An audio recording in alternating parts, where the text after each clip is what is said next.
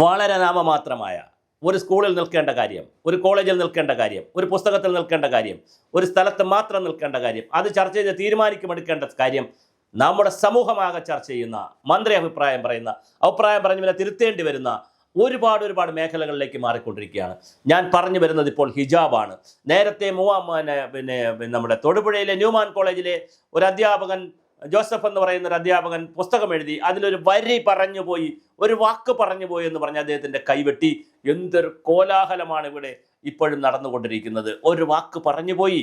അതുപോലെ തന്നെ അതൊരു സമുദായത്തെ അല്ലെങ്കിൽ ഒരു മതത്തെ നിന്ദിക്കുന്നതാണ് എന്ന് പറഞ്ഞാണ് ചെറുപ്പക്കാരിറങ്ങി കൈവെട്ടിയത്. അതിൻ്റെ ന്യായാന്യായങ്ങൾ ഇതുവരെ സമൂഹം ചർച്ച ചെയ്തിട്ടില്ല എന്നുള്ളത് ആ സമൂഹത്തിന് ഭയമാണോ എന്നൊരു ചോദ്യവുമുണ്ട്. അതവിടെ നിൽക്കട്ടെ. ഇപ്പോൾ ഹിജാബാണ് നമ്മുടെ വിഷയം. ഹിജാബിൻ്റെ വിഷയത്തിൻ്റെ പുറത്ത് എന്തൊക്കെയാണ് സംഭവിക്കുന്നത്?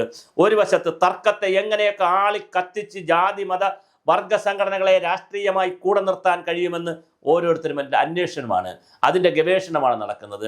മന്ത്രി തന്നെ കോടതിയുടെ ഒരു വിധി ഉണ്ടായിട്ടും, 2014 കോടതിയുടെ വിധി ഉണ്ടായിട്ടും മന്ത്രി ശിവൻകുട്ടി അവരുടെ ഒരു പ്രസ്താവനയുണ്ട്. മന്ത്രിയോടുള്ള എല്ലാ സ്നേഹവും നിലനിർത്തി പറയട്ടെ, അങ്ങയുടെ വീഡിയോ അങ്ങ് ഒന്നുകൂടി കാണണം. അങ്ങ് രണ്ട് കാര്യങ്ങൾ പറയുന്നതിനകത്ത് വൈരുദ്ധ്യമുണ്ട്.